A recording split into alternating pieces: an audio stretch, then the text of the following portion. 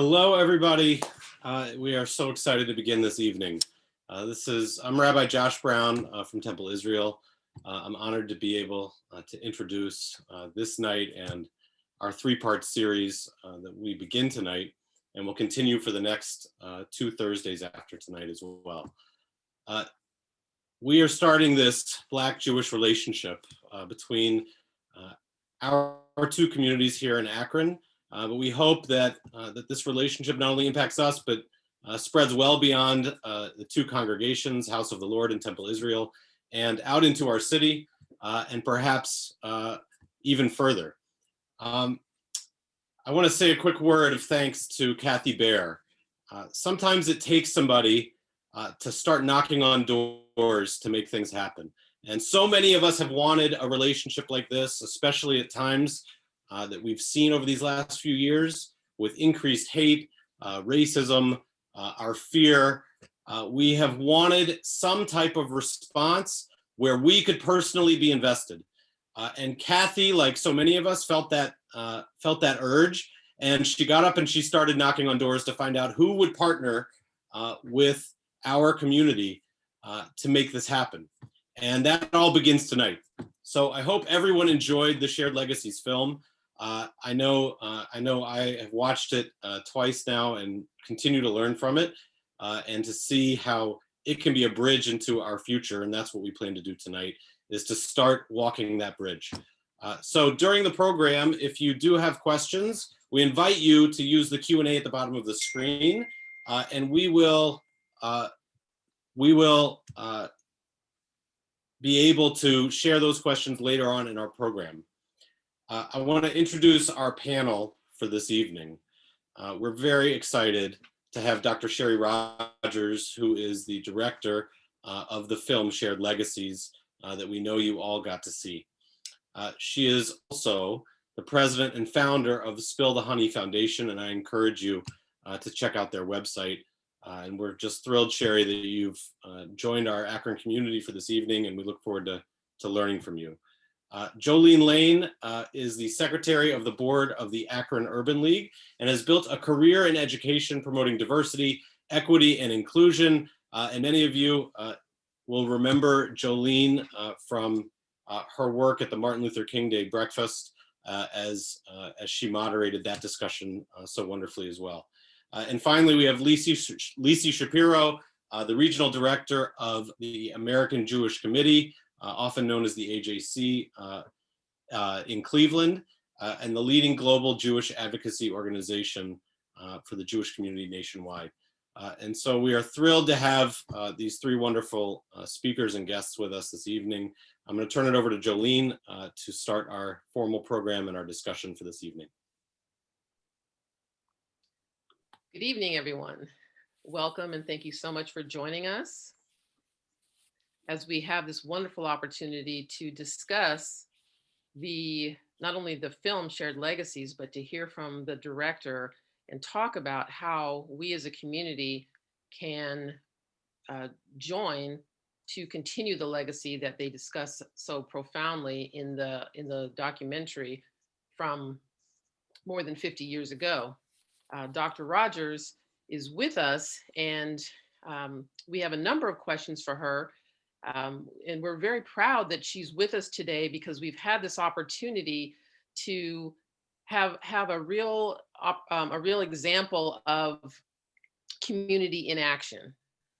As Rabbi Brown mentioned, Kathy Baer started with the spark of an idea, and that has really generated these multiple constituencies within our Akron community to work together to this end. So we have Temple Israel working with House of the Lord, working with the Akron Urban League, working with the AJC, and so we have all of these different organizations working together. I'm going to begin by asking our director, Dr. Brown, what inspired you to make this film, and how did you access these leaders? First of all, I do want to underscore the importance of your community, and I'm just so grateful, and to thank Kathy. Kathy didn't stop with the calls, and she has just really she cares so deeply and knew that her community would stand up, and they really stood up. And I'm just so really taken by your community that I was even on the phone with San Diego today with their community, and they're looking for more ways to deepen their bridge building. And I lifted up your community as a resource. So I'm hoping to connect you to. So thank you for the question. I didn't mean to, digress, but I think if you look in the 60s and what really came together was this community building and coalition building. So while we had the most amazing leaders, as you see in the film, is exemplified by Dr. Martin Luther King and Rabbi Joshua Heschel, it was the communities state by state that really rolled up their sleeves and were the, the worker bees, if you will, in every state, that really laid the foundation for their leadership to really soar. So in terms of how I was inspired by this film, I live in Detroit, Michigan, and we have an amazing museum here. It's the Charles Wright Museum.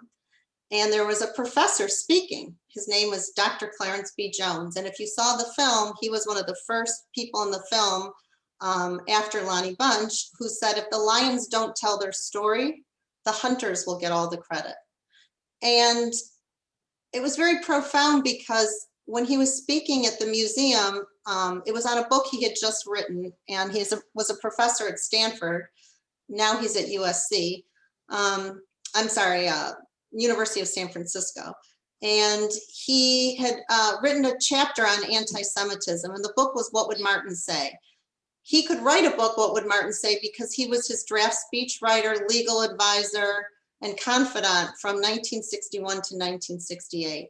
So we formed a friendship, and I thought it was very important that I didn't realize the depth of the Jewish contribution, and hearing from him, he says, I don't have to read anything. His enthusiasm about the importance of this coalition really just, made me react to him. And even more specifically, a week before Dr. Martin Luther King was assassinated and was murdered, he had specifically said to Clarence Jones, he said, Clarence, I know you will be the one to remind people of the 24/7 commitment of the Jews to our struggle. So, Dr. King was he told people what, he could sort of assign tasks to different people, and he gave Clarence that task. So I helped him make this possible. Actually, I just need to interject. He just turned 90 on January 8th. And, right before his 90th birthday, and he called me and he said, I'm really thinking about the movie and what we've done together, and you really used me. But he said it in the best way. You used me because, yes, I was talking about it, but you actually made sure that this history was documented. So I felt very humbled by that. That's wonderful. Were these leaders eager to share their knowledge and wisdom with you from their experiences so many years ago? Absolutely. When Sherry Frank, who is also in the film, and she's Congressman John Lewis's, I would say, soul sister, she opened her arms. I had gone to Atlanta, and they were doing, American Jewish Committee has such an amazing history in Black Jewish relations, but they come together once a year to do like a outing where Blacks and Jews come together, and they go on a 3-day retreat. And so I just was an observer of the retreat after I started filming. And she just opened her arms up, and she called this one and that one, and she brought me to Ambassador Young and Reverend C.T. Vivian. And Reverend C.T. Vivian, when I interviewed him, he said, I'm on Zoom. He said, nobody ever asked him the question about the Jewish people. And then he says, I'm happy to talk about this. But it wasn't, obviously there's so much at the forefront of what he had to accomplish and what they were accomplishing, but he was eager to talk.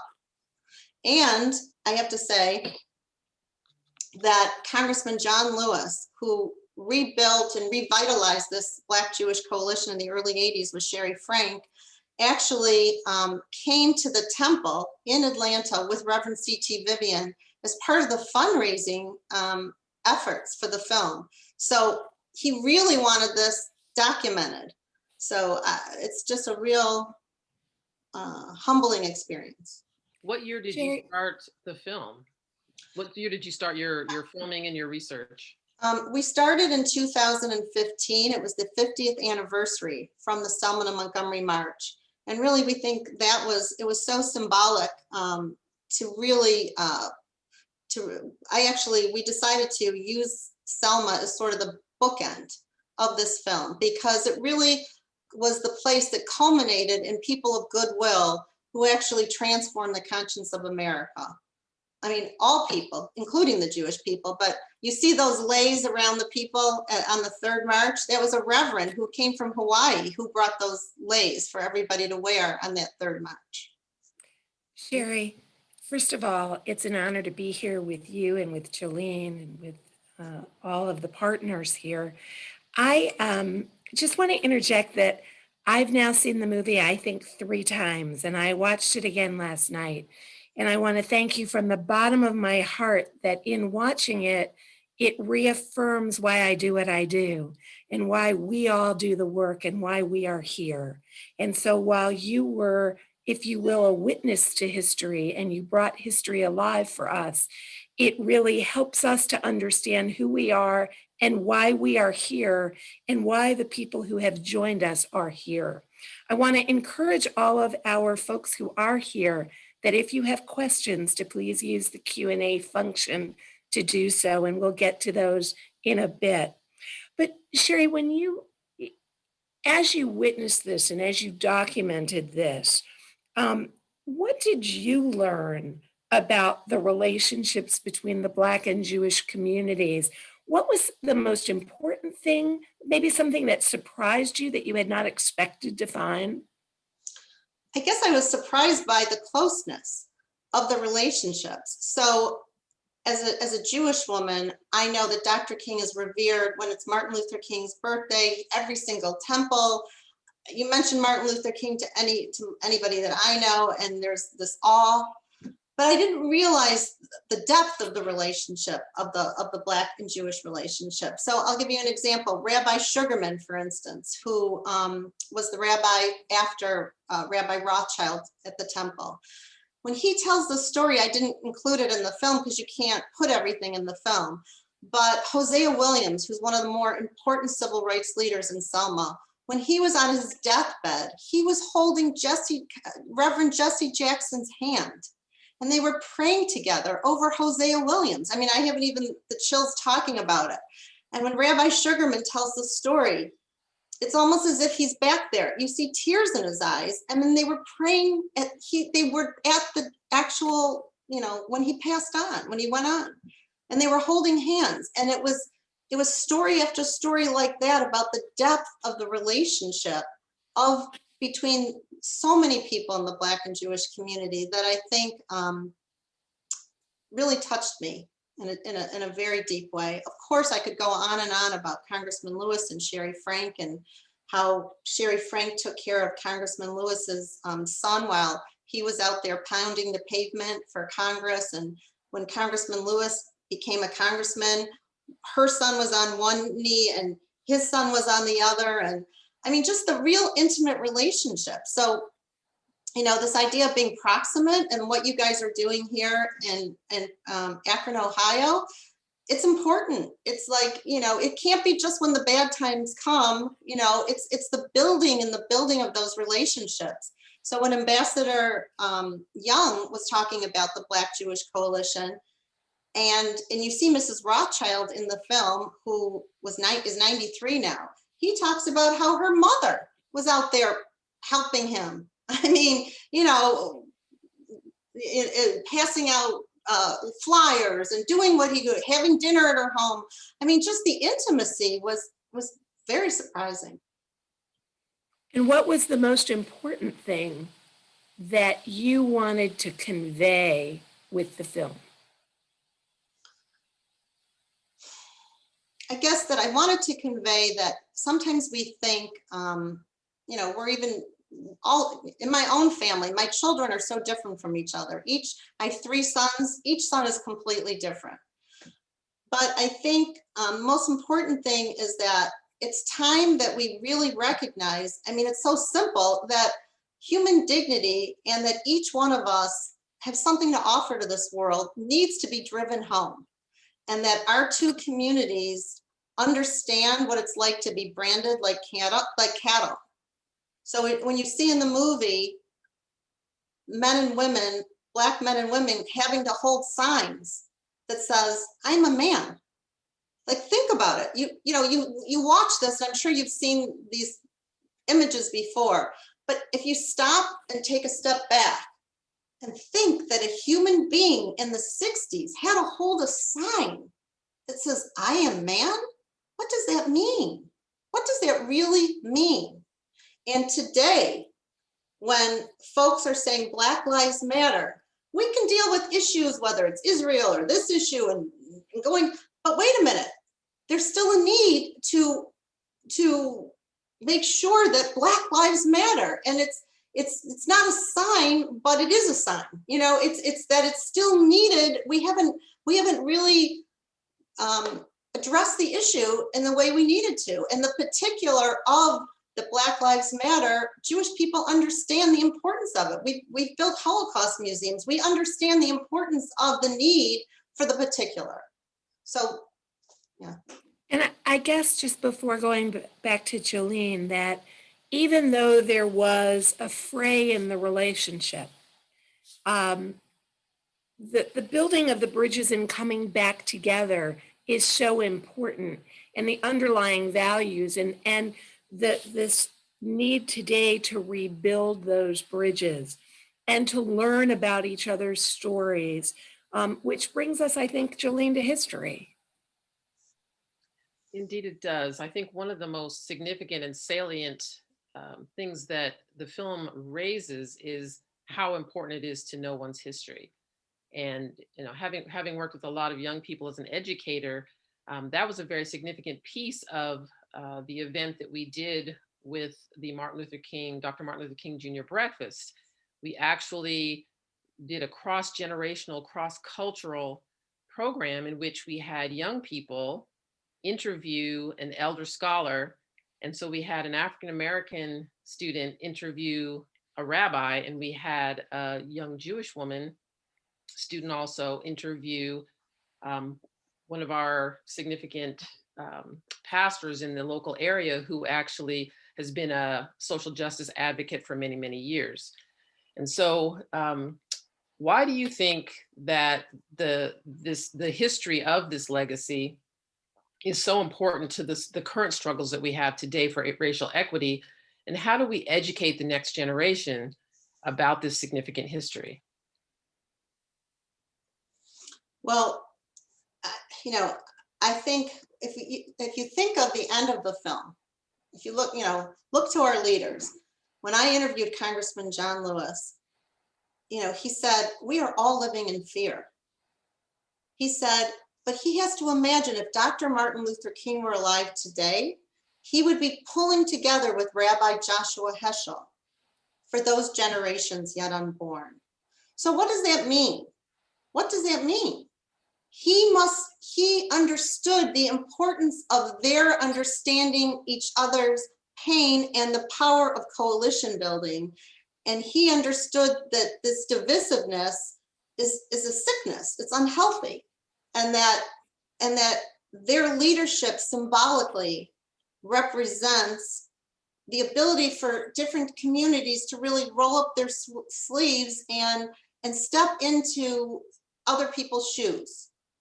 And what good did come out of it during the 60s, and it wasn't everybody, but yet it was enough of a significant coalition partnership that there are important lessons to learn from that partnership.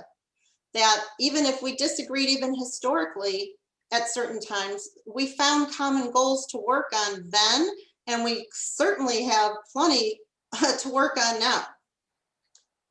Most definitely. Dr. Rogers, you talk about the importance of coalition building. How do you think that we can take that idea of building this coalition move it 50 years forward and really use it as a vehicle to drive change? Well, I'm hoping that, our film is a foundational starting point that will get folks to do exactly what your community is doing, is to take it apart. Go read when Rabbi Heschel and Dr. King first met in 1963. I hope it sparks an interest in history and that it uplifts the importance of history. We're building a curriculum that's going to augment the film, and we have 80 hours that I couldn't include in the film. And because I didn't do this film to win awards, I did this for educational purposes. We want to take all those interviews and make sure that we hear them and we can use them for educational purposes. But I think that we understand now more than ever the importance of history.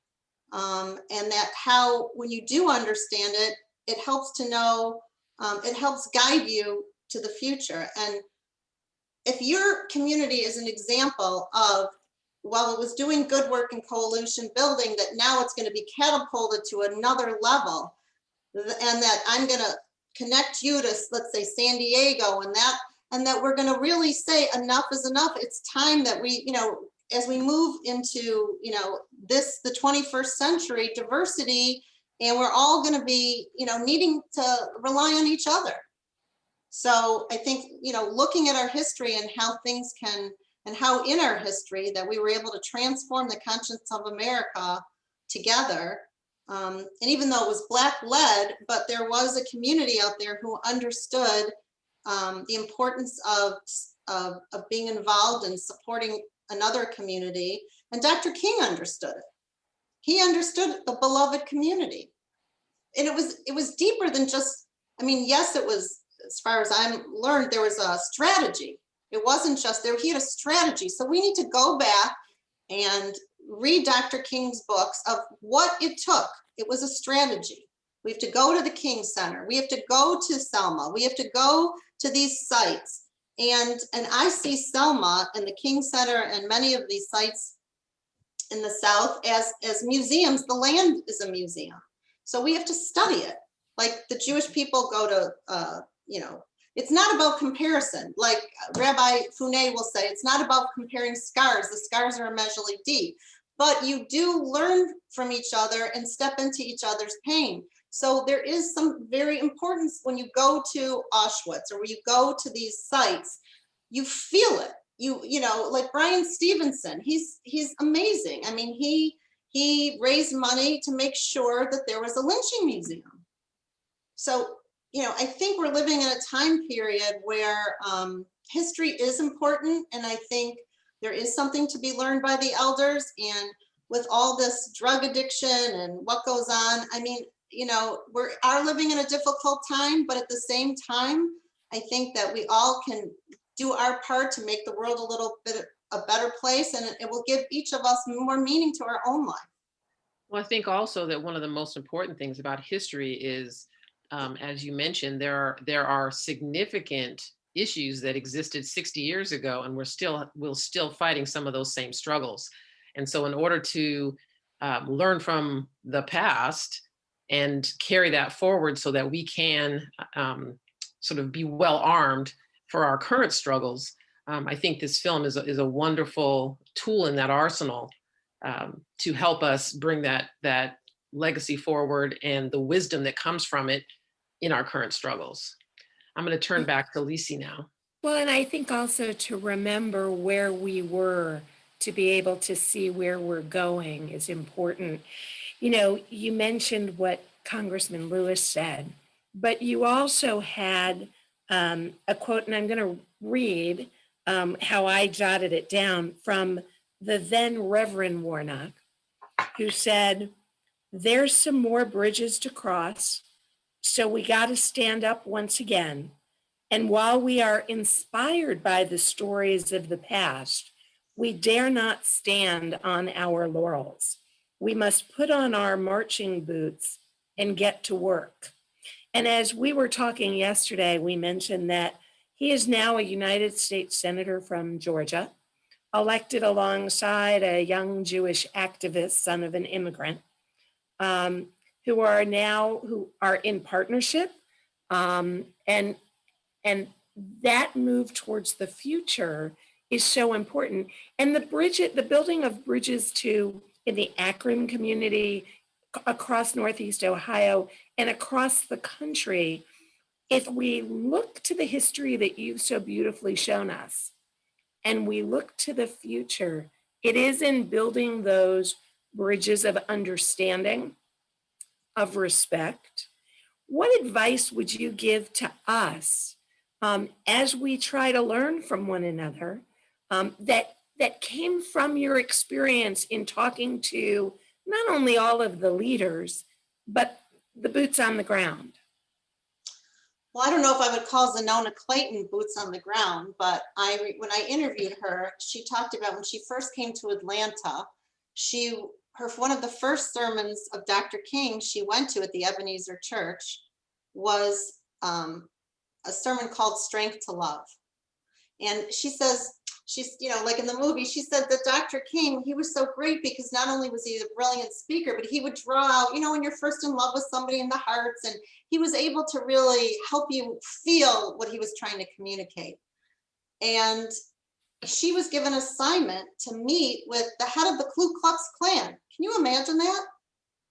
For 1 year, she met with the head of the Ku Klux Klan every day, knowing that he thought of her as less than human, knowing that he thought of her that because of Dr. King's wisdom of knowing that everybody eventually has the possibility of rising, knowing that each one of us, are made in God's image, that she was able to sustain that commitment of sitting with somebody who she knew didn't like her.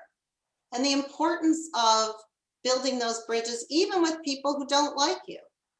That's a very powerful lesson to be learned, right? Or to, take right now, is that those are the kinds of assignments that were given out. Like, that's unbelievable, really.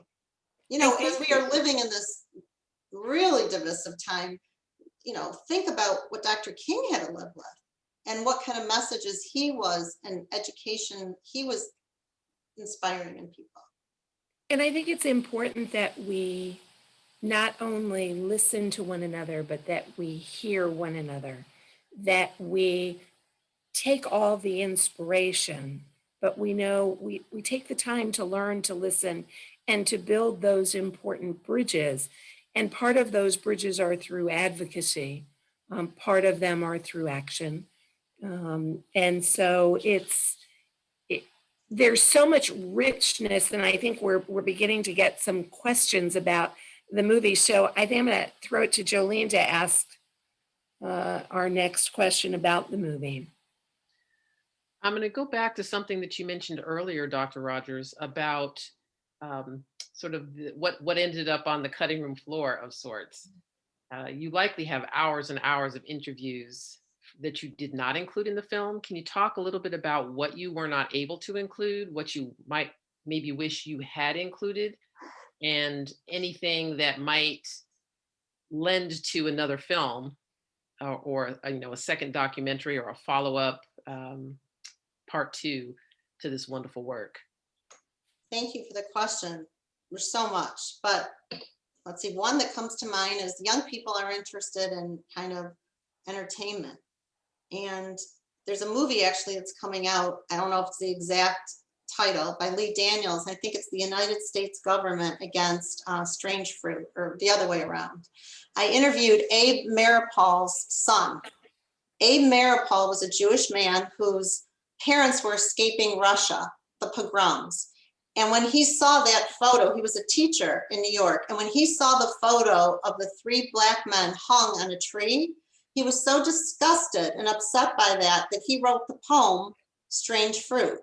And then his wife happened to be a singer, and they ended up going to an integrated pub in New York City. And that's where he gave Billie Holiday the song that became one of the more important songs of the pain of the lynching.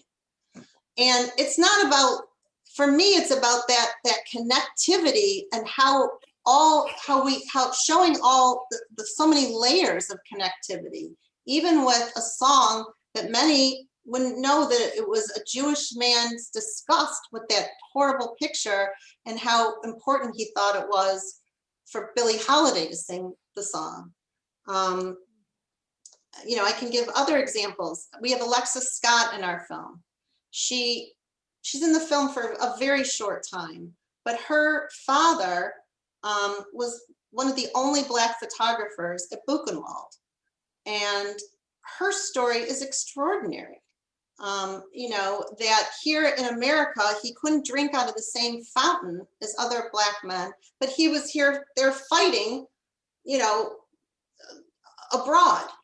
And so it's that intersection and getting to know the stories on a much deeper level that I think are very important. And then there's the SNCC. I didn't even know that one of the co-founders of SNCC was Jewish and Black.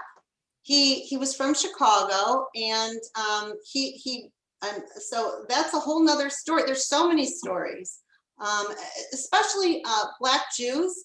I think there are so many. 10% of Jews are Black, and I think that they are. I think our Jewish sisters and brothers that are Black, I think, are at the forefront of this conversation because they can really, you know, help educate on both experiences in the most profound way. And so I think we're blessed to, you know, and I think we need to sort of empower and more of Jews of color so that they can, you know, sort of kind of be an obvious bridge builder in this conversation. Thank you. Lisa, you want to continue? I'm sorry. Yeah, we're beginning to get questions.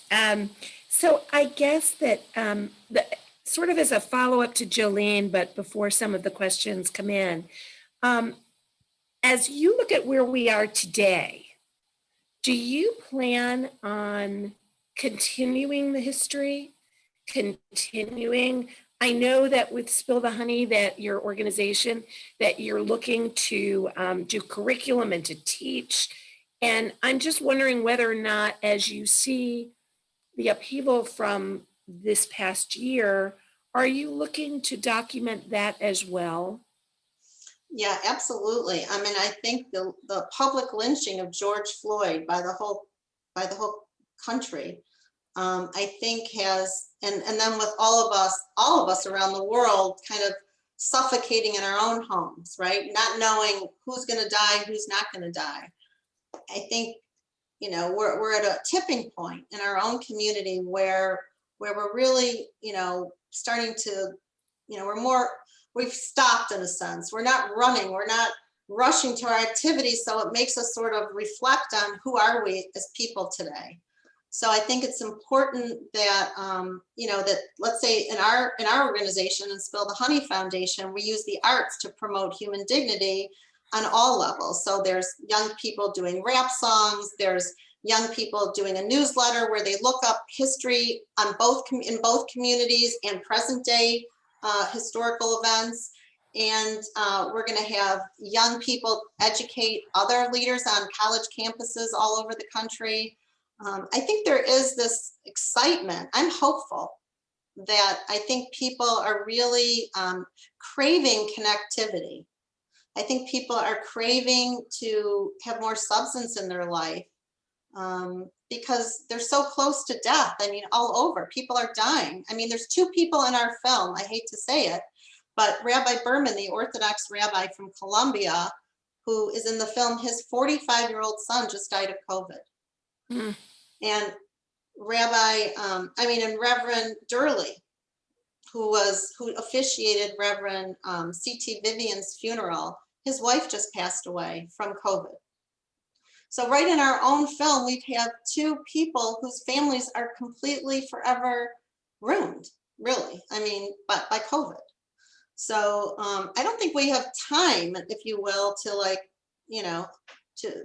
to focus on frivolous things anymore. I think we're at a point in history where I think we're ready to, like, as Reverend Warnock said, get to work.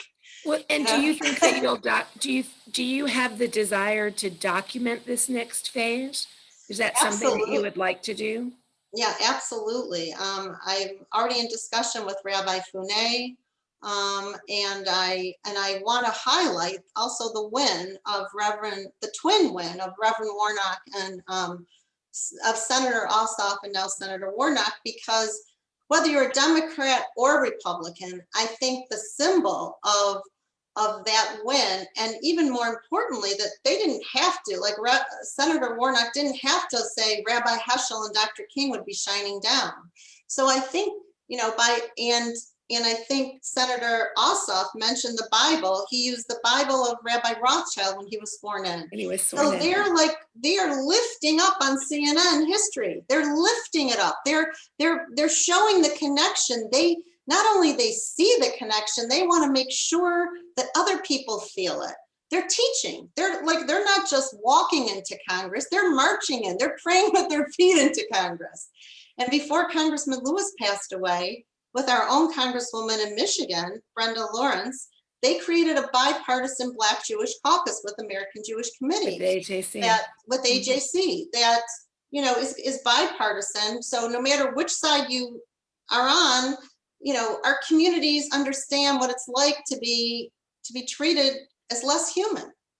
And Well, you know what's interesting, and just before we go to questions, is that, as you were saying about the people whose families have been affected by COVID and from the movie, we're also the generation of Holocaust survivors and the generation of civil rights activists and leaders are leaving us. And so your movie leaves us with a rich history, but there are more. I know that in our area, many of us are familiar with Dr. Otis Moss Jr., who was a part of that, and Reverend McMickle, who Jolene interviewed, who are really important for us to know as we move forward.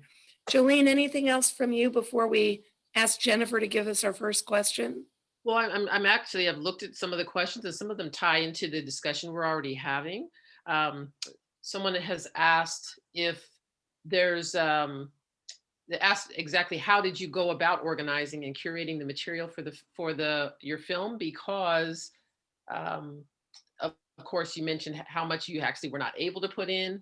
You had 90 minutes of rich material. How did you go about organizing and choosing what you actually used? I'm going to answer that question, but first I want to go back to Lee's question. What more do I want to do is doing these panels from state to state with the film have become just as important, I think, as the film. And what I'd like to do is every state has a shared legacy story, has a history. So I think, while there's so many wonderful books out right now, these stories have to be documented. The history of each state and their own coalition building that they've done together. I think is very important because stories matter, and I think it binds each state's rich history by documenting it.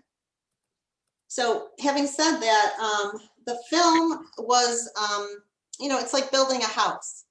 We had an amazing editor from Michigan, Stuart Shevin, who's Jewish. We had an amazing editor in New York, who happens to be Sam Pollard's son, Jason Pollard, and Jason Pollard's amazing. And I just wanted the film to be diverse as well. So it's not so much about, I wanted to make sure that we were putting the film together, that each perspective had a different eye on it, so to speak. So when I would say, it was interesting. So in the film, you see that the letter from the Birmingham jail, one of the rabbis signed on to it. This is when Dr. King was told to wait. And there was that rabbi had so much, he got a lot of backlash for signing on to that clergy letter to tell Dr. King to wait. But there's a whole backstory behind it that not only did that rabbi go to the funeral of the 4 little girls, but he was constantly admonishing and trying to, you know, wake up his community to get involved with the Black community. But, you know, he fought for civil rights, and it was, but like Sam Pollard said to me, he said, Sherry, I don't care, he signed the letter. So I don't care about the backstory. I'm just like, I mean, I'm just, well, I said, well, it matters because I feel like, he goes, no, he signed the letter. I'm just saying we'd get into those kind of discussions about like, because I wanted to add a little bit more, you know, so we just sort of debated certain things like that, you know. Jennifer, I think you have a couple questions for us. So we do have many questions, not many, but we have some questions in our Q&A, and they're really good questions. So Brian asks, the film points out a little bit about why the Jewish-Black alliance broke down and became stagnant after MLK's murder. Can you speak more about the reasons why the breakdown occurred during the 70s through the 90s?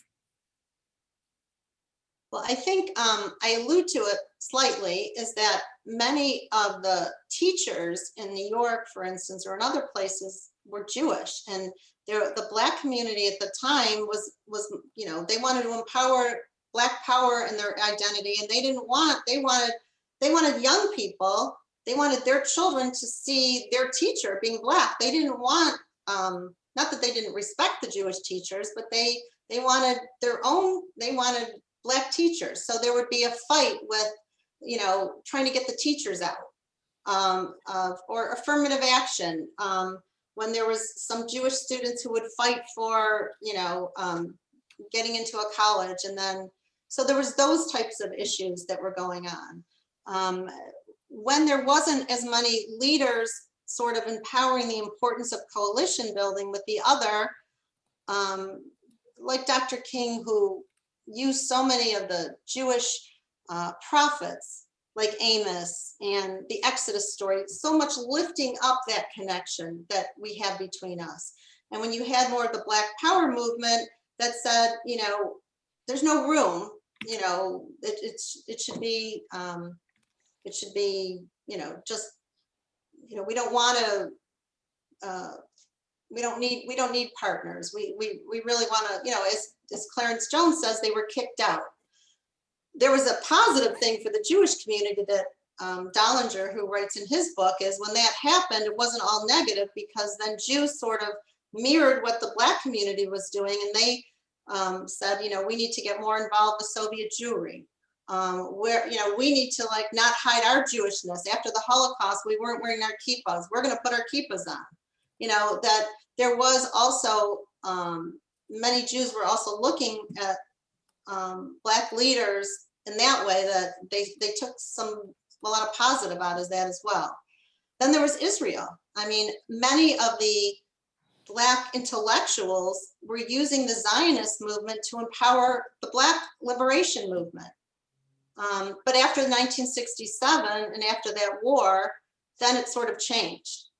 And then, you know, Israel wasn't looked at by some of the Black, you know, some of the Black leadership in the same way it was before that war.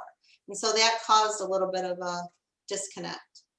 But what I think is so beautiful that I think is to learn from is a week before Dr. King was murdered, when it was Rabbi Heschel's 60th birthday, he invited Martin Luther King to that rabbinical assembly that you see in the film, when the rabbis were, you know, singing "We Shall Overcome."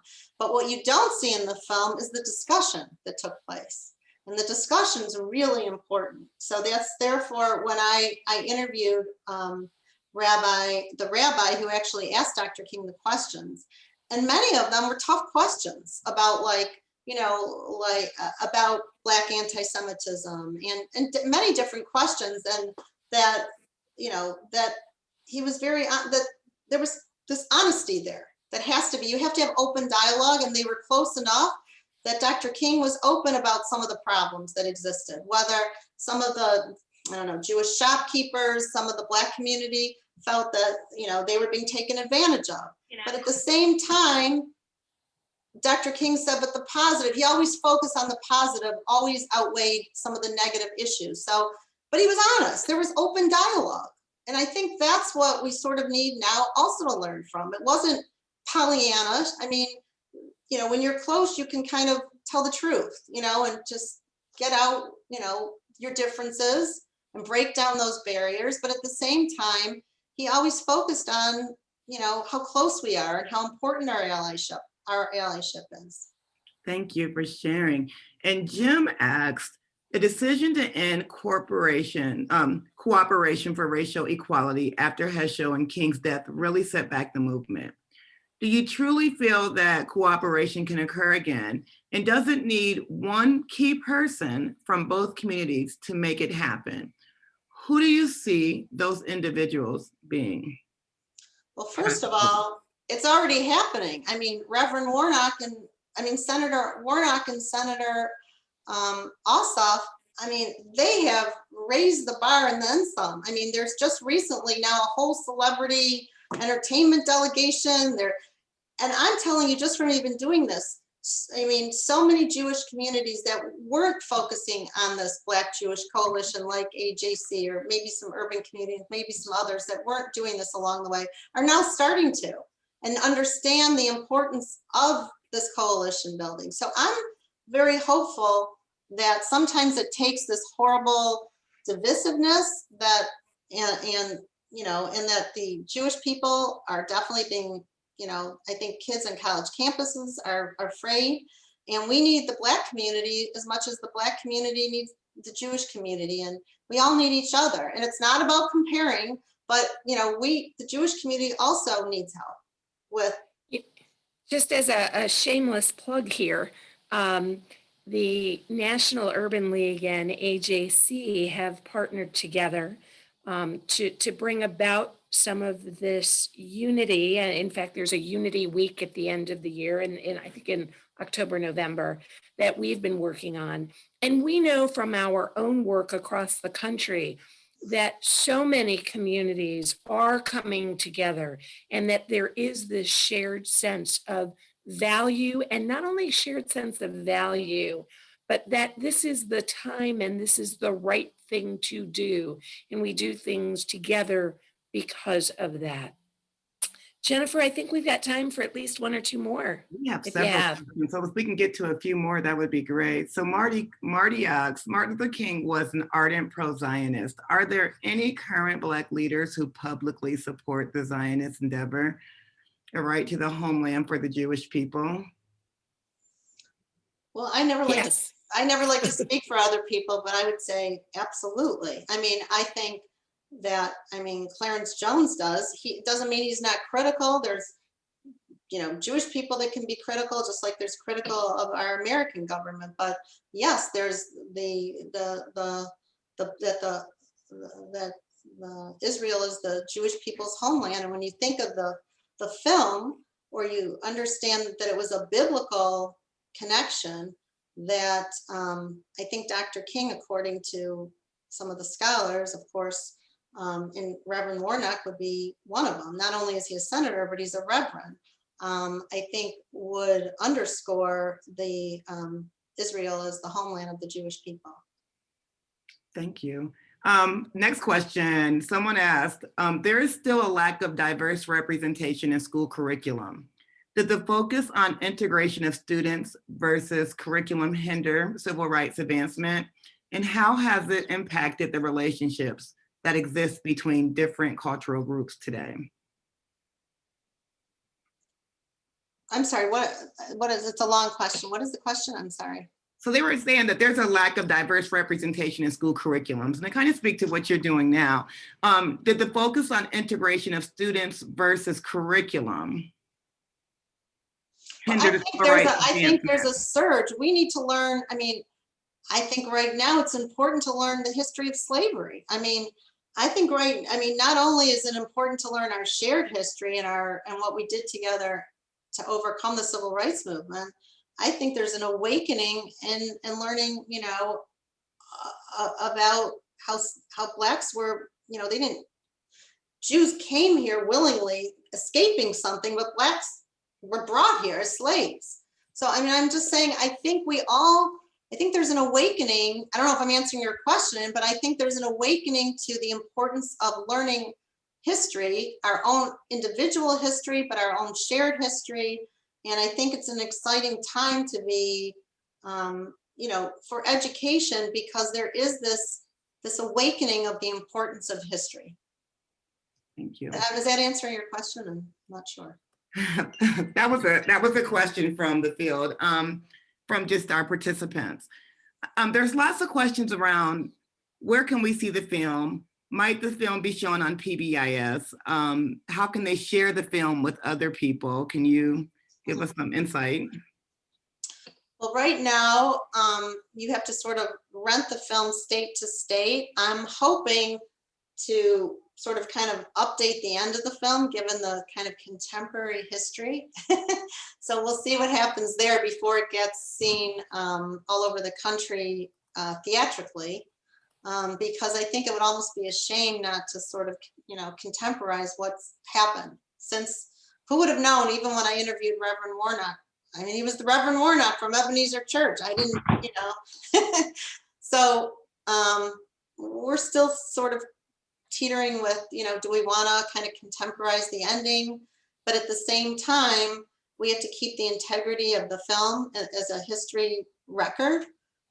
So there's a fine line between, you know, whether young people, you know, need so much entertainment and this, you know, what the commercial factor of this. This is sort of like opening a history book. And, you know, that's why when it comes to some of these new, taking those 80 hours and making a video curriculum out of it, we might have to add, you know, some commercial factor to it, or some even where the young people are. I don't want to minimize it, because I think rap artists, even if you saw Hamilton, they're like the poets and the journalists of this generation. So who am I? I mean, I'm going to be 60, but my kids, they listen to rap, they hear the words. And if you can't remember an assignment, they know every word. It's not a bad thing to, you know, have some of this kind of channeled through rap. And that's what, like, there was a young woman at the end of the film. If you got to the end of the film, she's a Spelman student, and we sat in, you know, for hours, and we went and looked up, you know, Rabbi Heschel in 1963 when he meets Dr. King, and we were going over this whole history, and look at the creation. I mean, I couldn't stop crying when I heard that. So there's something to be said for, you know, the power of learning something and then creating something in your, you know, in your own way. Right.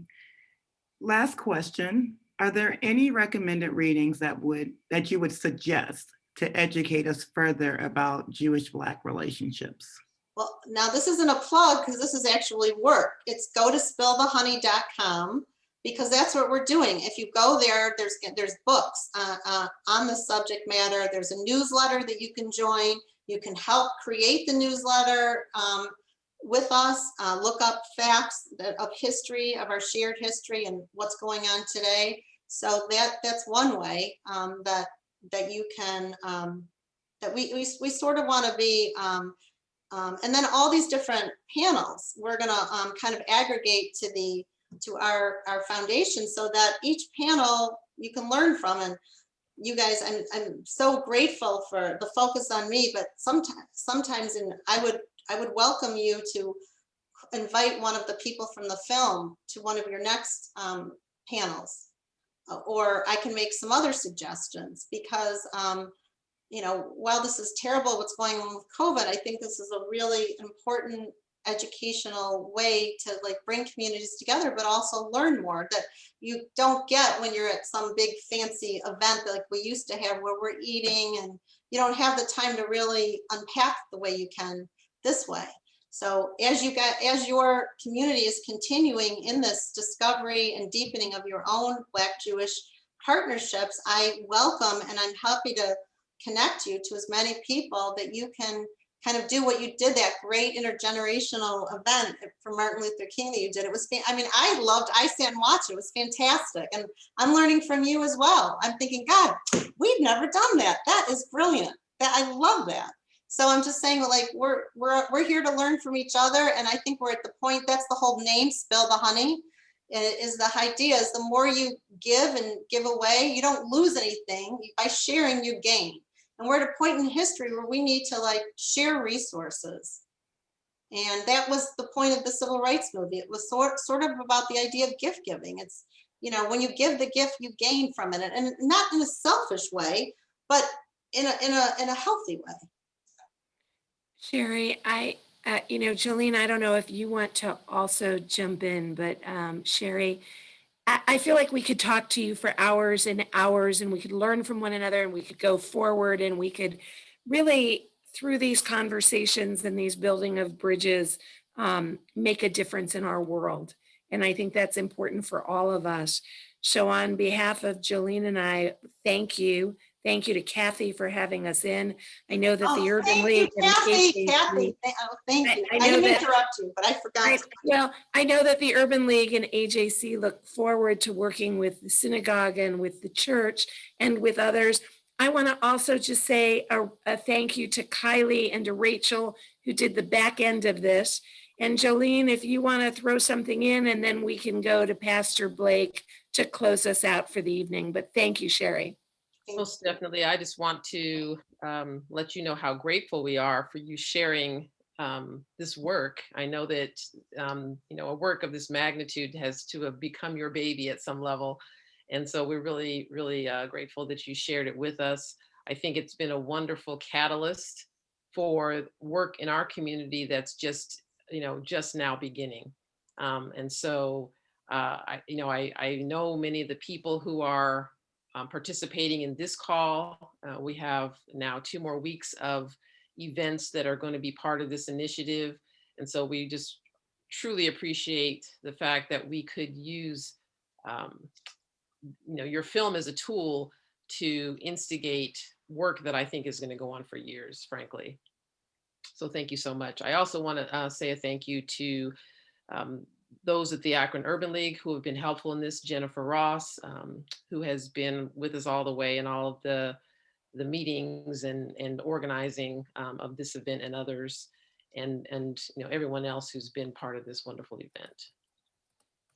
And I can't wait to hear from the pastor, but I do have to shout out to Kathy, Kathy Bear, who's just been terrific. And you guys are so lucky to have her. And I kind of said, will you come on our board? I mean, maybe we can really share, because she's a powerhouse in your own community, and this whole group is. So I hope this is the beginning, because I want to continue to work with your group in any way I can help keep building.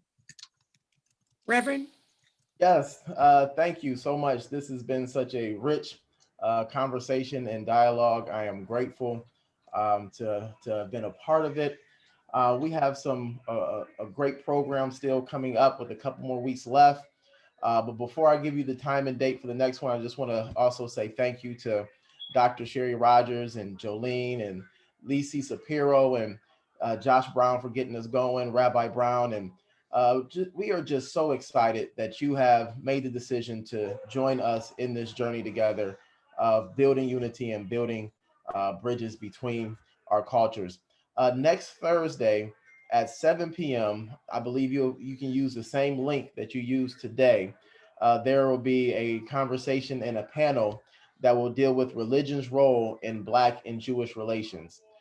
So please mark your calendars, set your reminders on your iPhones or your Android to join us again next Thursday. That's February 11th at 7 p.m., where we will get into the conversation of religion's role in Black and Jewish relations. Have a good evening, everybody. Hope to see you next week.